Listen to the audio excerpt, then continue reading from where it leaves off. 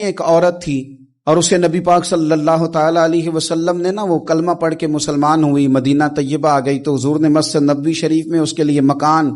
ایک سادہ سا کمرہ ساتھ مسجد کے بنوا دیا، وہیں رہنے لگی۔ اکثر وہ سیدہ طیبہ کے پاس آتی تو حضرت عائشہ صدیقہ رضی اللہ تعالیٰ عنہ فرماتی ہیں وہ بڑی باتیں سناتی اور آخر میں کہتی وہ ہار والا دن بھی بڑا عجیب دن تھا اور میرے رب کی قدرتوں کا دن تھا، وہ بھی بڑا عجیب دن تھا۔ سیدہ عائشہ صدیقہ رضی اللہ تعالیٰ عنہ ایک دن فرمانے لگی کہ تو ہار والے دن کا بڑا ذکر کرتی ہے، وہ کیا دن تھا؟ تو خاتون کہنے لگی اماں جی وہ دن تھا جب میرے رب پر بھروسہ اور مضبوط ہو گیا، جس دن میرا اپنے رب پر توکل اور بڑھا، میرے ایمان میں یقین میں اور پختگی آئی۔ کہنے لگی میں ایک گھر کی کنیز تھی، نوکرانی تھی، اس گھر میں ایک بچی تھی جس کے پاس سونے چاندی ہیرے جواہرات کا ہار تھا، وہ بچی پہنتی تھی تو کہتی ہوں بچی کے اس نے اتار کے رکھا یا اس سے گرا وہ ہار تو چیل اسے اٹھا کے لے گئی گوشت سمجھ کے اور میرے سامنے اٹھا کے لے گئی۔ گھر والوں نے مجھ سے پوچھا، یہ بخاری میں موجود ہے، گھر والوں نے پوچھا مجھ سے کہ وہ ہار کہاں ہے تو میں نے کہا چیل اٹھا کے لے گئی۔ گھر میں کچھ چوری ہو جائے تو سب سے پہلا الزام کس پہ لگتا ہے؟ ملازمین پہ۔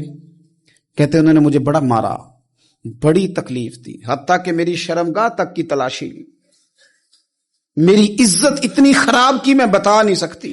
وہ خاتون عرض کرتی ہے سیدہ عائشہ کی خدمت میں کہ مجھے بڑا مارا، مجھے تکلیف دی، میں کہہ رہی تھی کہ میرے سامنے چیل لے گئی ہے پر وہ نہیں مان رہے تھے، اماں جی انہوں نے مجھے بڑا مارا۔ حضرت عائشہ صدیقہ کہتی ہیں پھر کیا ہوا؟ کہنے لگی اماں جی جب کوئی میرا مددگار نہ رہا، مجھے تکلیف دے رہے تھے، رسوا کر رہے تھے، تو میں نے اپنے رب سے مدد چاہی، میرے رب کی طرف میں نے توجہ کی، میں نے کہا مالک اب تو ہی میرا مددگار ہے۔ کہتی ہے وہ مجھے مار رہے تھے تو وہ چیل جو ہار لے گئی تھی وہی لے کے واپس آ گئی اور ہمارے سروں کے قریب لا کے اس نے جب اس ہار کو پھینکا وہ مجھے چھوڑ کے سائیڈ پہ ہوئے، وہ میری بے گناہی جان گئے، لیکن آپ کو بتاؤں اس دن سے میرا اپنے رب پر یقین اور بڑھ گیا۔